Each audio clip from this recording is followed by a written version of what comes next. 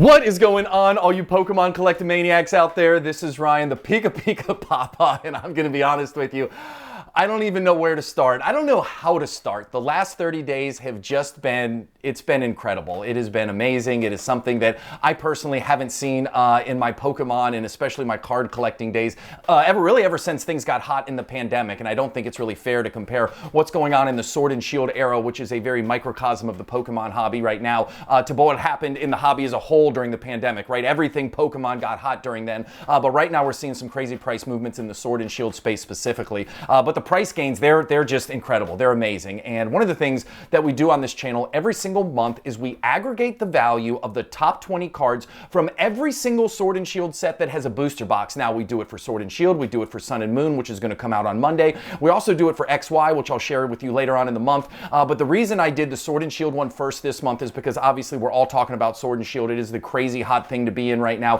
And the price movements have just been out of control. So you'll see that in September of last year when we started doing this, the total value of the top 20 singles cards from all 12 sets that have booster boxes in the Sword and Shield era was $6,790. And then you'll see from September to October, that total value came down. It was down 7.5%, which is a pretty big drop. And then in November, it dropped a little bit more, but not quite as aggressively, down 2.75%. And then in December, it actually went up 1%. So we said, hey, listen, let's pump the brakes before we get excited and say this thing's turned around. You know, a lot of people are buying for the holidays, but still, that was good. That was a good sign, right? And then in January, it was down 0.8%. So we got a little excited then. I love the internet. The internet's forever. So you can go back and watch these videos. And we started to say, hey, listen, that's not a bad thing. That is this sign that Sword and Shield is starting to stabilize a little bit. And then in February, we got really excited because it was only down 0.5%. We said, hey, listen, things are turning around. It's going to get exciting here soon. March, we saw it up 1.7%. April, it was up 6.77%.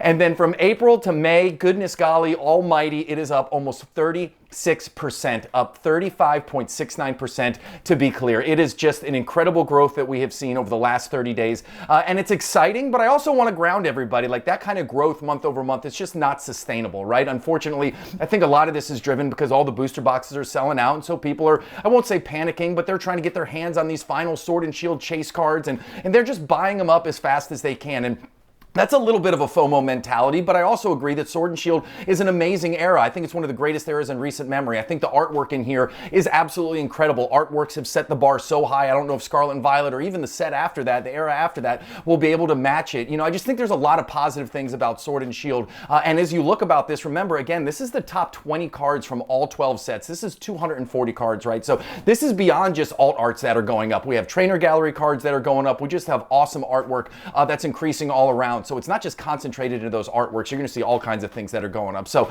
it is just really, really impressive to see what has happened, but I do want to ground everybody in a little bit of reality, right? Because we're not going to see these types of gains continue, nor should we. I don't think it's healthy for the hobby to see this kind of spiking and crashing. You know, I'd love to see it kind of, I don't know, flatten out a little bit here over the next couple months. But with that being said, listen, we do the same view for the booster boxes. So let me go ahead and show you what the booster boxes are doing before we start looking at the individual sets and how they've moved month over month. So from the booster box perspective, same thing. We started in September. The total of the 12 booster boxes from Sword and Shield was $2,058. And you'll see October it was down 2%, and November it was down 2%. December it came close to flattening out. But really from January on, we have seen these booster boxes grow at an accelerated rate. But what was interesting to me was when you look at how they've moved from April to May, yes, the booster box values are up. We would expect that. But it's not up as much as it had been the two previous months. One of the things that we had noticed in the beginning was that a booster box was kind of a leading indicator for singles cards to pop off. We saw that there was about a 6-week lag between a booster box just absolutely going up and to the right and then the singles cards following suit. So as you're going to see, we're going to talk about a lot of booster box prices throughout the course of this video. We're starting to see some of these big booster boxes kind of flatten out a little bit in price. So I don't know if that means the single cards are going to follow suit and those will start to flatten out in maybe 4 or 6 weeks. And I don't think that's a bad thing. I still think they have a great long-term potential. Actually, I think it would be good for the hobby if they start to flatten out a little bit because the prices they're at right now, it's a little bit inflated and I don't want people getting burned because I love you all so very much and I care about the Pokemon community. So I'm approaching all of this with a big degree of trepidation. So Before we get into the individual sets, as we always do, I just gotta say, we put a ton of work into videos like this behind the scenes. So if you find value in it, hit that subscribe button. If you like what you see, give us a thumbs up. And if you have questions or comments, drop them down below. We do a ton of work here, and those 3 small things go a long way in helping us out, and we really appreciate it. So with that being said, let's get into these first 2 sets. And we always start newest and work our way to the oldest. And guess what? Silver Tempest and Lost Origin. Look at all of that green.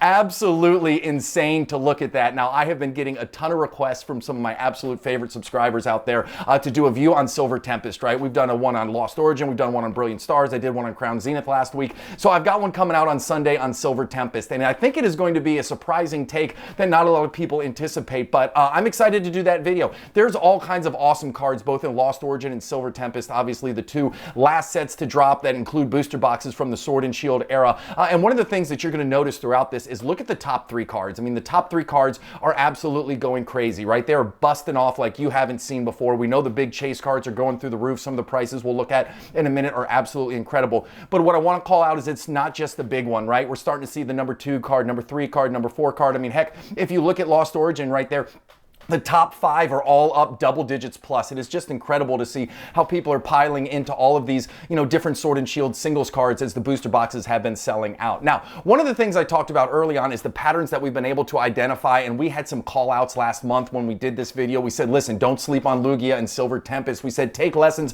from all of the other sets that we've been following every single month. We knew that from the patterns that we'd seen, Lugia was getting ready to break out. Now, I don't think that you should win any Einstein Awards for calling that, right? Big chase cards with alt arts were obviously popping off left and right. So obviously, that's not something you're going to put a feather in your cap and say, haha, I called it. But it was really interesting to see the math and see the data and see the trends really indicate what was going to happen, because this is obviously what we have seen as of late. We've seen that Lugia chase card absolutely go nuts upward and to the right. So I thought it was really cool that, we made that call last month, and it has just absolutely gone through the roof ever since then. The next 2 sets we're going to look at, Astral Radiance and Brilliant Stars. And when I was putting this one together, I took away a whole lot from this. It was very interesting for me to look at and really to try and digest, because look at how close Astral Radiance and Brilliant Stars are, right? So the market price for an Astral Radiance booster box right now is $175, and the booster box price for Brilliant Stars right now is $185. That's only a $10 difference. I think if 3 or 4 months ago you had asked people if Brilliant Stars and Astral Radiance were even in the same league, everybody would have been like, hell no, like Brilliant Stars is way, way better. But guess what? If you look at the single card prices, guess what? Astral Radiance has more $20 plus and more $10 plus cards than Brilliant Stars does. And to me, that doesn't make a ton of sense. I know Astral Radiance has some really, really cool cards in there. I love that Starmie card, right? You got the Origin Form Dalgia and Palkia, right? And then you've got, obviously the Machamp up there as well. It's got some really cool cards in it, but so does Brilliant Stars. Brilliant Stars has a Fire Trainer gallery. Obviously, it's a Charizard set. So for me, I think Astral Radiance, I think it's kind of right priced, but Brilliant Stars, I think, has still got a little run left in it. So I thought this was a really cool call out. And as I said, we're going to look at some booster boxes. Now, what I think happened with that Astral Radiance booster box is it sold out and people just piled in. So if you look at this price graph here all the way on the far right, you'll see that it's starting to flatten out a little bit. I think when it sold out on the Pokemon Center, everybody jumped all over it as quickly as they could to make sure they had it in the Poke Closet. But now that it's been sold out for a little bit, I think it's starting to calm down. So we might see this flatten out at 175, but I do think we'll continue to see Brilliant Stars go up and to the right for a little bit longer, because I think the lineup of cards there is just far, far superior. Now, the next 2 we're looking at here is Fusion Strike and Evolving Skies. Now, Evolving Skies, we know this. Evolving Skies is the biggest and the baddest from the Sword and Shield era. You know I am low-key obsessed with Fusion Strike. Gengar is my dog, and I love everything about that. One of my big takeaways when I was looking at Evolving Skies, though, because I'm always trying to think about, hey, is this sustainable? Is this going to continue to go on like this? Is there are 3 cards right now in Evolving Skies that are over $300, which is absolutely crazy, especially when you think about a set like Team Up. Team Up booster boxes are like $2,300 a pop right now, okay? That is the rarest booster box from the Sun and Moon era, and guess what? It only has 1 card, that Lovebirds card, over the $300 mark. So when you do that as a comparison, it is really crazy to sit back and look at that. Now, I think Evolving Skies and the alt arts, I think it's just more popular. I think there's a lot of reasons behind that, but when you're comparing that to different eras, I thought it was a really interesting takeaway. And as I said, there seems to be a bit of a lag. I talked about this earlier, between booster boxes going up and then singles cards going up. The reason I call that out specifically on this slide right here is I'm wondering if we're going to see a pattern in Fusion Strike and Evolving Skies. And one of the reasons is we have seen we've seen Evolving Skies booster boxes really level off, okay? it shot up like a scalded rabbit, up to darn near $700. And we're still seeing small dollar increment increases over time. But as you can see to the far right, really for the last, I don't know, 30, 45 days, it has held steady right below $700. So now that the booster box price is starting to calm down, as I said, in the next 4, 6, 8 weeks, are we going to start to see these singles cards start to level off a little bit too? But you know what? You don't have to guess, because the PikaPikaPapa is going to do the work for you, and we'll be keeping an eye on this every single month. But it will be a ton of fun to do the research. It's going to be a ton of fun to track this and see if we can get some more patterns out of this. But I thought this was a really cool call out right here. And the final two right here that I call from the big seven, right, I consider from Chilling Reign on, those are the big seven sets in the Sword and Shield era. And I think that when you look at it right here, Chilling Reign is an absolute stud of a set. Besides Fusion Strike and besides besides Evolving Skies, right, Chilling has more cards over $20 than any other set in the Sword and Shield era. And what's interesting to me is if you look at the lineup in Chilling Reign, I remember I did a comparison on this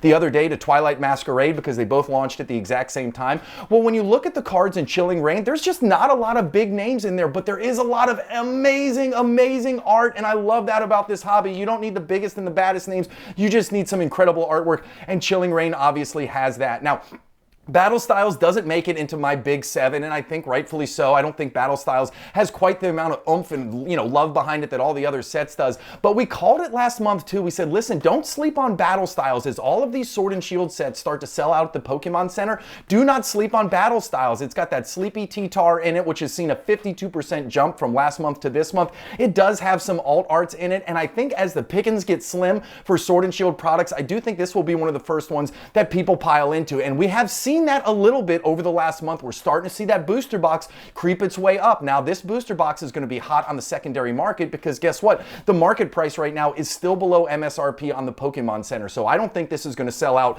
anytime soon, but I do think that Silver Tempest is going to flip to sold out soon. And then once that does, I think people are going to start going heavy on this and maybe even a little bit into Vivid Voltage, which we're going to talk about here in a second. But is this going to be a $300 box anytime soon? I don't think so. But if you can get in the $110, $115 range and this box ends up in the $170, $180 range, I mean, it's an incredibly safe investment. It's got alt arts, it's from Sword and Shield, and it's a sealed booster box in the $120, $115 range. Like, you can do far worse than that. So I'm not saying to go out and start buying a ton of Battle Styles, but I am saying it's an interesting look, and it's going to be a ton of fun to see how it performs over the next couple months. So Vivid Voltage and Darkness Ablaze. First, we'll talk about Vivid Voltage. Listen, Vivid Voltage, I like the set. I love the chase card. We're going to see it in just a second. But Vivid Voltage was the one that was absolutely printed into the ground during the pandemic. So Vivid Voltage is going to have a hard, rough go of things for quite a while. When we look at the total amount of cards that have been graded from the Sword and Shield era by individual sets, no sets from Sword and Shield have been graded more than Vivid Voltage. But when you look at Darkness Ablaze, I kind of feel bad for Darkness Ablaze. I'm not going to blame you. I'm not going to lie right now, okay? So the Charizard doesn't get all the love that, you know, I think they hoped that it would when it originally came out. And besides that Charizard, there's no supporting cast, right? The Charizard's at $25, then it drops. The number 2 card is at $8.62. Unfortunately for me, you know, Darkness Ablaze is kind of a dead set. You know, I've got a couple booster boxes because I want to have all of the Sword and Shield era booster boxes sealed, but really that's the only reason I have it. I don't have it because I think it's going to give me some huge price appreciation in the future. I really only have it to complete that sealed booster box set, but unfortunately, not every set is going to be a home run, and I think we're starting to see that with a couple of these Scarlet and Violet sets as well. But I will tell you this, that Vivid Voltage Pikachu, it is not looking too shabby right now. And again, if this were any other card from any other set, the only reason I am super hesitant on this Pikachu right now is because it's a rainbow card. Not a lot of people love the rainbow card. And because Vivid Voltage was printed into the ground. But if you look at the price graph there on the right-hand side, you see how it found a lot of support right at the $100 mark, and now it's starting to work its way back up. If this was any other card, like I said, from any other set, I would be saying, hey, this has a ton of breakout potential, but I just don't think this has the oomph behind it, which makes me really, really sad because I do think this card is pretty awesome. But listen, is it going to get back up to the $135 mark, the one-year high, once everything sells out on the Pokemon Center that is Sword and Shield? I do think this card will give you some gains. I don't think it's going to be the biggest one of the lot, but when we look at all of those other big chase cards that are up 50%, 40%, 35% month over month, and this one is slowly gaining, I mean, again, some of those cards are going to come crashing back down to earth. I don't know which one, I don't know when, but the reality is a lot of those are probably going to fall at some point. Getting this card in the $100 range, again, you know I'm a safe investor. I think that is a very safe play, and I do think it's going to give you some gains in the long run. It's just going to be interesting to see how it pans out once everything sells out. And then the final two right here, we got Rebel Rebel Clash and Sword and Shield. And guess what? Even though Rebel Clash and Sword and Shield base are not the biggest and the baddest in the world, guess what? We still eke out some little month-over-month gains for the average top 20 cards here. Now listen, the Big 7 dominated, okay? They were the ones where we saw most of it. We saw the big spikes. But listen, I'm going to say it again. I think that the beginning of Scarlet and Violet, the first 4 or 5 sets, are far superior to the beginning of Sword and Shield. It is going to be interesting to see how the back half of Scarlet and Violet performs versus the back half of Sword and Shield. As we saw from the Big 7 that we looked at a little while ago, the bar is set incredibly high, and we won't see any type of gains or any type of price movement like that till years down the road. We're going to have to wait till a lot of those Scarlet and Violet sets are going to be turning to the sold out and not coming back in stock. So again, we're talking years and years and years down the road. But it is interesting to speculate. It is interesting to pontificate on what we think some of those Scarlet and Violet sets might do. But I will tell you this, Rebel Clash, unfortunately, you got Boss's Order at the very top right there, just not the biggest one right there.